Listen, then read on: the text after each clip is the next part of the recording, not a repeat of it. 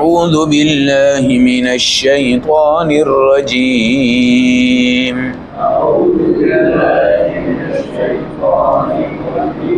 بسم اللہ الرحمن الرحیم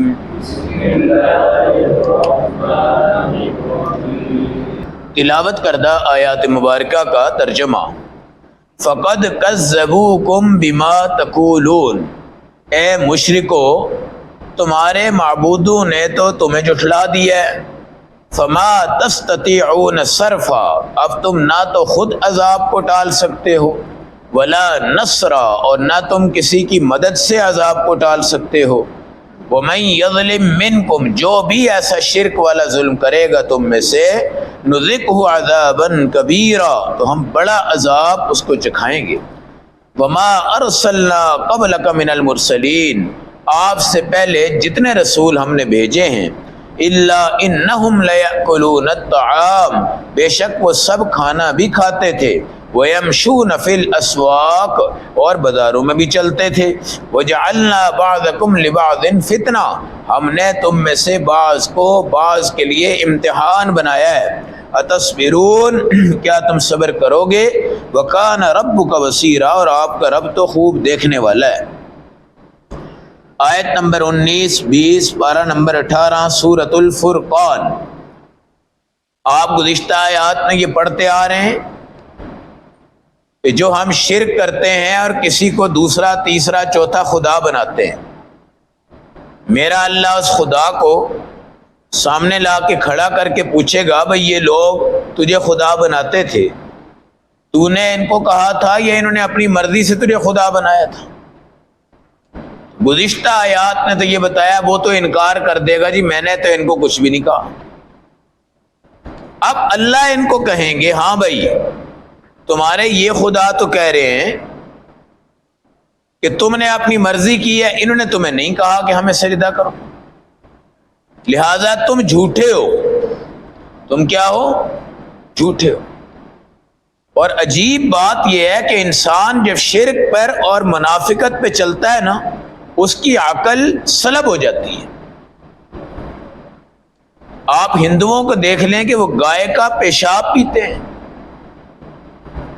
بڑے بڑے فلاسفر ہیں، بڑے بڑے سائنسدان ہیں، بڑے بڑے ڈاکٹرز ہیں، بڑے بڑے پنڈت ہیں، بڑے بڑے ان کے پادری ہیں، بڑے بڑے ان کے گرو ہیں، مگر اللہ نے عقل کیا کر لی؟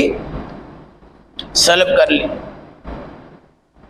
بھائی اگر تم نے پیشاب ہی پینا ہے تو کسی انسان کا پی لو، پھر جانوروں میں بھی کس کا پیتے ہیں؟ گائے کا، اور اس کو اپنی ماں سمجھتے ہیں، اپنی ماں سمجھتے ہیں۔ اب آپ کیا کہیں گے؟ پڑھا لکھا آدمی اور گائے کا پیشاب پی رہا ہے، اس کی وجہ یہ ہے کہ اس کی عقل کیا ہو گئی ہے؟ سلب۔ اس خدا کی کائنات میں رہ کے اپنے خداؤں کو مرتا ہوا دیکھ کر بھی نسل در نسل، اور ان کی کتابیں، ان کی لائبریریاں، ان کی کلاسیں، ان کی ایجوکیشن، ان کی تعلیم، تمام کی تمام چیزیں شرکیہ دعوت دے رہی ہیں۔ اب میرا اللہ کہے گا یہ تمہارے خدا کھڑے ہیں، یہ تو کہہ رہے ہیں تم جھوٹے ہو، لہذا تم ظالم تھے، تم نے شرک کیا تھا، تمہیں کوئی مجبوری نہیں تھی۔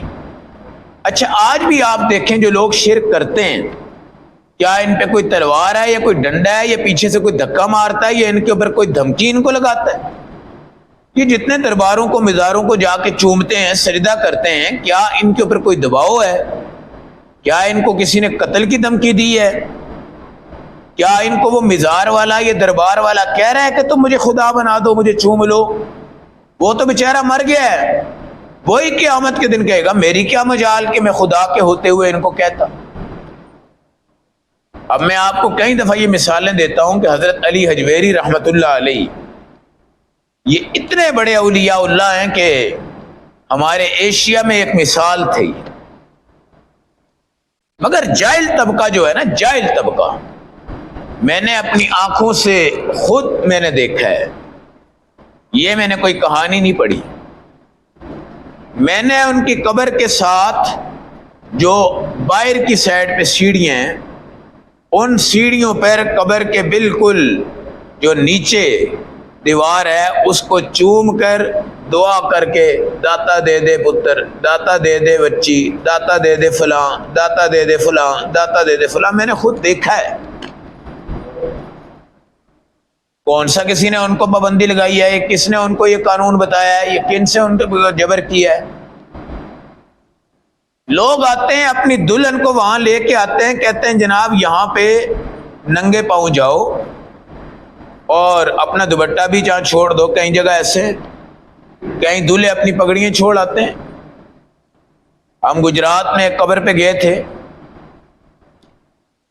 ہمارے ایک بہت اچھے دوست تھے، اللہ ان کو غریق کے رحمت کرے، ان کا نام تھا حاجی نور محمد خان.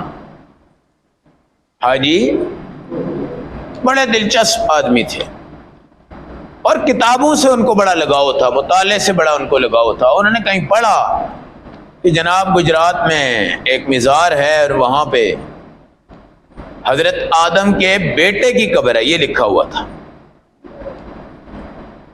وہ جناب ایک دن آئے، کہتے ہیں جی فجر کی نماز پڑھ کے ہم جائیں گے. ان کے پاس ریڈ کلر کی پرانے دور کی بجارو تھی.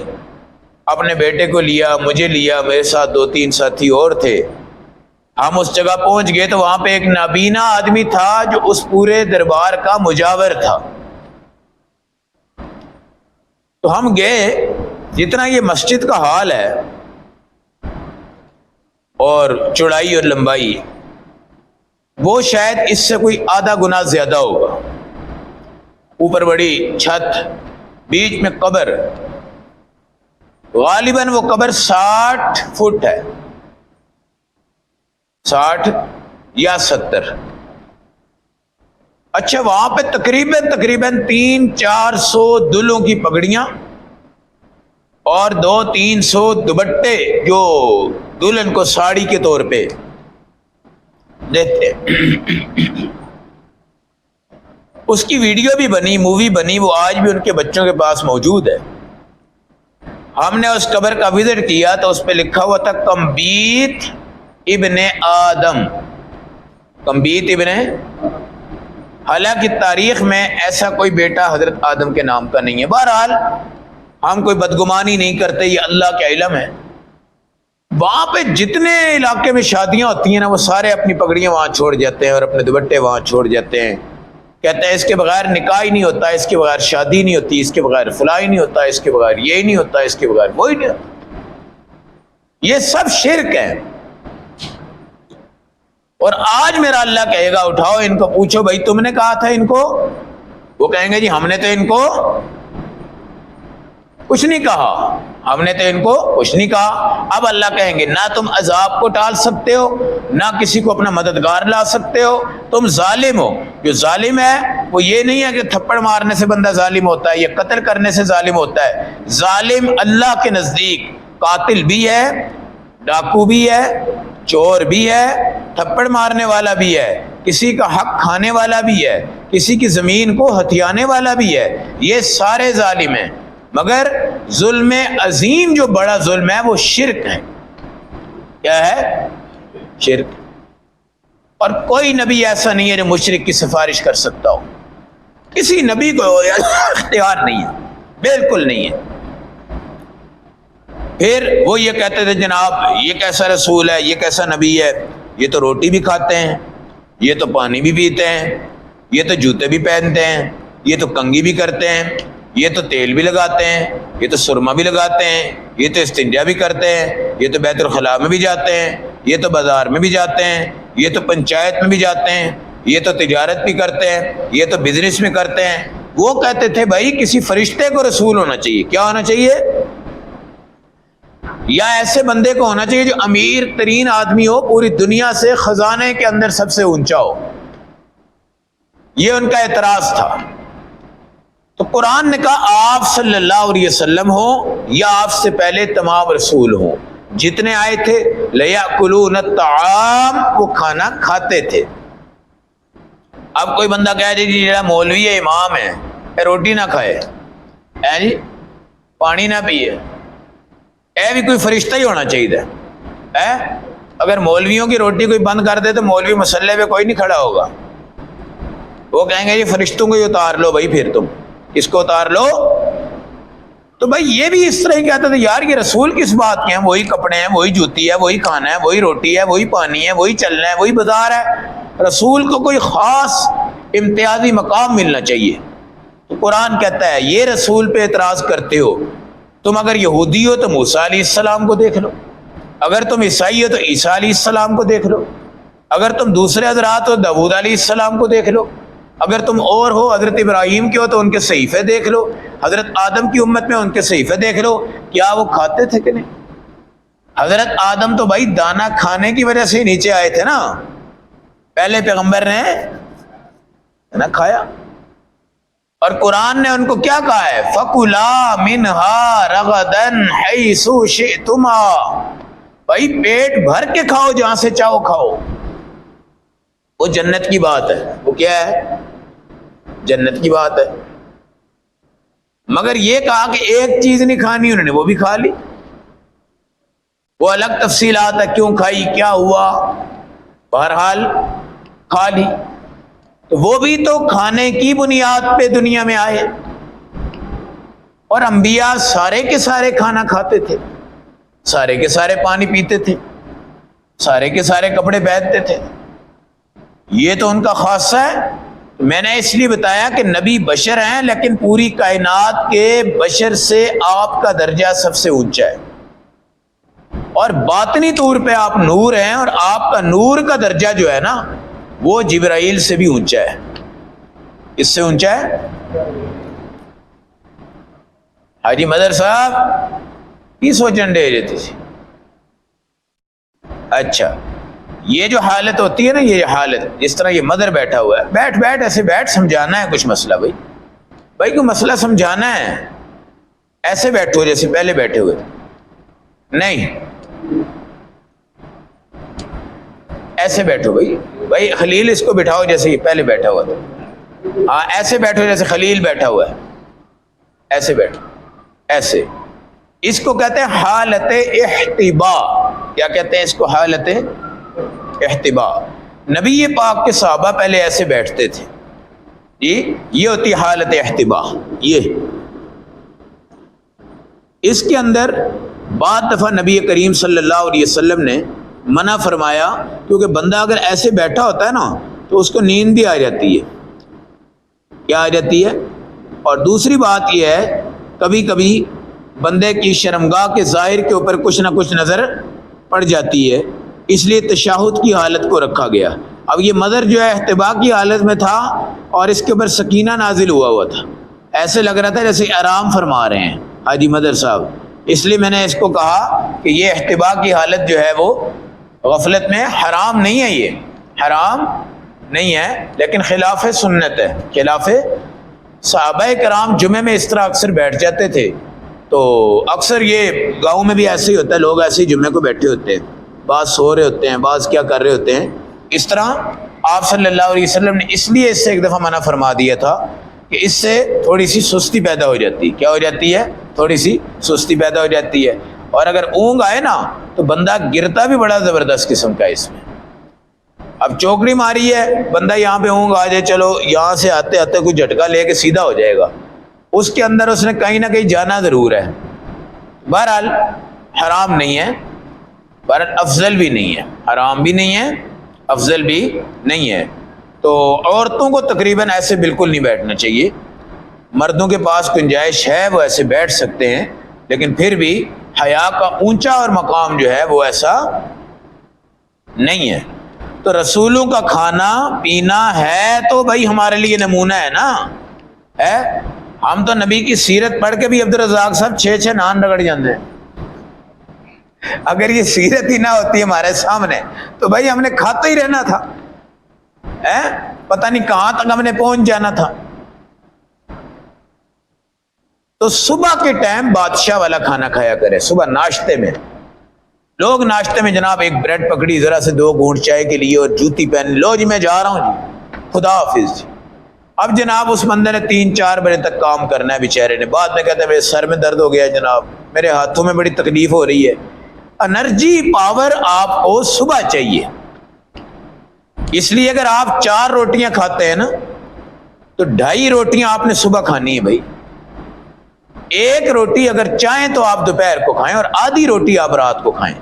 60% کھانا صبح، 30% کھانا آپ دوپہر کو کھائیں، صرف 10% کھانا وہ آپ نے رات کو کھانا ہے. اور ہمارے معاشرے کے اندر یہ ہے کہ ہم جناب صبح ذرا سا کھاتے ہیں اور دوپہر کو بھی چکھ مکھ لیے، رات کو کیا کہتے ہیں جناب اب ہمیں بھوک لگی ہے، اب جناب گھر کا نہیں بلکہ کہیں باہر کا جا کے کھاتے ہیں. اور باہر کا جس ٹائم کھاتے ہیں تو وہ بیچارے پھر رگڑے بھی جاتے ہیں، پیسوں کے اعتبار سے بھی رگڑے جاتے ہیں. ماں کے ہوتے ہوئے ماں کے ہاتھوں کا تبرک حاصل نہیں کر پاتے. آپ کو کیا پتا ہے کہ ماں کے تینوں ٹائم ہاتھوں میں کتنی برکت آتی ہے. ماں کے ہاتھ پہ بڑی برکت ہے. اس ٹائم جو ماں ہوتی ہے نا ماں، وہ اس ٹائم بھی اپنے بچوں کے لیے کھانے کا، روٹیوں کا اندازہ، سالن کا اندازہ، ٹائم کا اندازہ.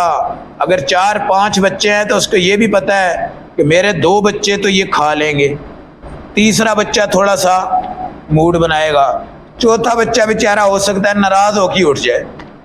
ٹھیک ہے، وہ بھی سوچ رہی، پلاننگ کر رہی. اچھا رات کو جب وہ سوتی ہے نا تو باپ نے تو پیسے دینے ہوتے ہیں، ماں پھر بھی پلان کر رہی ہوتی ہے. میں نے صبح اب 4 بچے ہیں جناب، کوئی انڈا کھاتا ہے کوئی نہیں کھاتا، کوئی جناب تلی ہوئی کھاتا ہے کوئی سادی کھاتا ہے. وہ سارا مینج کس نے کرنا ہوتا ہے؟ ماں نے کرنا ہوتا ہے. باپ تو کہتا ہے بھائی تمہیں پتہ ہے ان کے مزاج کا، بس تم جانو اور تمہارا. اب دوپہر کو بھی وہ بیچاری اسی چکر میں ہوتی ہے، لنچ دیتی ہے. یہ جو فکر ہے نا ماں کی، یہ ہوٹل والے کوک کی فکر نہیں ہوتی. وہ کہتا ہے جانے دو بھائی، ٹھیک ہے جیڑا آیا کھا کے انہیں جانا ہے، جانا کوئی نہیں، ٹھیک ہے چلو اچھا چل گیا تو آتا رہے گا، نہ بھی چلا تو ایک دفعہ شکار ہمارے ہاتھ میں آ گیا. ایک دفعہ شکار ہمارے، ایک جگہ پہ ہم نے سفر میں کھانا کھایا ہے، پٹھان بھائیوں کا ہوٹل تھا، 330 روپے کا سیلیڈ تھا، 330 روپے کا سیلیڈ. کھیرا، گاجر، پیاز، چکندر، پودینے کے پتے اور تھوڑا ٹماٹروں کو کاٹ کے 3-4 ڈیزائن پھول سا بنایا ہوا ہے. پٹھانوں کا ہوٹل تھا نا بھائی، تو ٹماٹروں سے بڑی محبت کرتے ہیں وہ حضرات. وہ جناب جب بل دیکھا 330 روپے سیلیڈ، وہ کہتے ہیں جناب مہنگائی ہو گئی ہے. وہی بھائی آپ 2 کھیرے لیتے، 1 پیاز لیتے، ٹماٹر لیتے، آپ 50 روپے میں خود سلاد بنا لیتے ہیں بہترین. یہ ہوٹل جو ہوتے ہیں نا، جن کی ماں موجود ہو ماشاءاللہ اور تکڑی ہو اللہ کرے، بھائی آپ ماں کے ہاتھ کی روٹی کھایا کریں. ماں کے ہاتھ میں نور ہوتا ہے، یاد رکھیں. بچے ہمارے بگڑتے نہیں ہیں ماں کے ہاتھ کی روٹی کھا کے. باہر کی کھاتے ہیں تو پتہ نہیں کون کس طرح کا ہے اور کون کس طرح کا ہے اور کون کس طرح کا ہے. بہرحال تو کھانا کھائیں، اور یہ کھانا ہمارے نبی کی سنت تھی تو ہمیں پتہ چل گیا ایسے کھانا ہے. پانی آپ نے 3 سانس میں ہمیں بتایا ہے، یہ بھی بتایا کہ بیٹھ کے پینا ہے، یہ بھی بتایا کہ سر ڈھانپ کے پینا ہے، یہ بھی بتایا کہ پہلے اس میں دیکھو، اچھی طرح دیکھو. یہ بھی بتایا کہ مشکیزے کی جو ٹوٹی ہے نا اس کو بھی چیک کرو، منہ نہ لگاؤ مشکیزے کی ٹوٹی کے ساتھ کبھی زندگی میں منہ. کوئی پتہ نہیں بھائی، اب کہتے ہیں جناب اوپر سے ڈھکن بند ہے، تو بھائی کیڑا اور سانپ کیا ٹوٹی سے نہیں جا سکتا؟ ہرگز ایسا کام نہ کیجیے گا. جس جگہ سے اللہ کے نبی نے منع کیا ہے وہ قیامت تک ہے. ٹوٹی کو کبھی منہ نہ لگائیے گا، نہ آپ نلکے کی ٹوٹی کو، نہ آپ کبھی کولر کی ٹوٹی کو، کسی ٹوٹی کو کبھی آپ منہ مت لگائیے گا. یہ موت کا بھی نام ہو سکتا ہے، موت کا بھی یہ نام ہو سکتا ہے. پھر رسول کریم صلی اللہ علیہ وسلم نے رات کو پانی کو ڈھانکنے کا حکم دیا ہے بڑی زبردست انداز سے. اور ہاتھ جو ہم کرتے ہیں بعد دفعہ نا جی، کھایا اور بعض لوگوں کی عادت ہوتی ہے کھا لیا صاف کر لیا معلوم لیا ہے، کوئی بالوں پہ آگے پیچھے کر کے آگے، کوئی ٹیشو نہیں، کوئی پانی نہیں، ایسے بندہ سو جاتا ہے. اس کے ہاتھوں میں سالن کی خوشبو آ رہی ہوتی ہے. اس خوشبو سے سانپ، بچھو، کیڑا، چپکلی یہ آپ کو ڈنگ مار سکتے ہیں. اس لیے ہمارے نبی نے فرمایا کہ ہاتھوں کو دھو کے سویا کرو، لازمی سویا کرو، ہر وقت ایسا کیا. چراغ کبھی جلا کے نہیں سونا، چراغ کبھی جلا کے نہیں سونا، چاہے اتنی سی لائٹ کیوں نہ ہو، چراغ کو کبھی جلا کے نہیں سونا. کئی ایسے حادثات ہوئے ہیں کہ رات کو لائٹ چلی ہے گیس کو چیک کیا کریں، گیس کو چیک کیا کریں، گیس کی وجہ سے کتنی موت واقع ہو جاتی ہے۔ یہ تمام سیمپل ہے۔ بیت الخلاء میں جا رہے ہو تو پہلے دعا پڑھو، یہ نبی کی ہدایت ہے۔ واپس آؤ تو دعا پڑھو، یہ نبی کی ہدایت ہے۔ زیادہ دیر بیت الخلاء میں نہ لگاؤ، اس سے بواسیر، قبض کی بیماریاں پکی فائنل ہیں۔ اور جو بندہ وسوسوں میں آتا ہے نا، ٹینشن میں، خیال آ رہے ہیں، خیال اس کو آتے ہیں جو واش روم میں زیادہ دیر بیٹھا رہتا ہے۔ بھائی اگر آپ کو قبض ہے تو آپ اٹھ کے آ جائیں واپس، جب آپ کو طلب ہو قضاء حاجت کی پھر آپ جائیں۔ اب جناب اس کو قبض ہے، وہ بیٹھا ہوا ہے سوچ رہا ہے، اس کا دھیان کسی کہانی کی طرف چلا جائے گا، وہ اس کو سوچتا رہے گا۔ اور بعض جاہل لوگ جو ہیں وہ اخبار لے جاتے ہیں، اخبار پڑھ رہے ہوتے ہیں، رسالہ پڑھ رہے ہوتے ہیں۔ یہ ساری چیزیں بندے کو وہم میں ڈالتی ہیں۔ کس میں ڈالتی ہیں؟ اللہم انی اعوذ بک من الخبث والخبائث، اندر ساری چیزیں شیطانی ہیں، اس لیے آپ نے دعا پڑھنی ہے۔ اکثر لوگ کہتے ہیں جناب ہم جاتے ہیں تو ہمیں واش روم سے بڑا ڈر لگتا ہے، بچے تو بھائی گھر کے تمام بچوں کو دعا سکھا دو، اللہم انی اعوذ بک من الخبث۔ اگر نہیں ہے تو اندر شیطان ہی ہے، اندر جنات ہیں۔ بیت الخلاء میں جنات کے 99% چانس ہوتے ہیں، یاد رکھیے گا۔ دعا پڑھ کے جائیں، دعا پڑھ کے واپس آ جائیں۔ اللہ سے دعا کریں کہ اللہ ہم سب کو شرک سے بعد رہنے کی اور پاک رہنے کی توفیق عطا فرمائے۔ اللہم صلی اللہ علیہ وسلم۔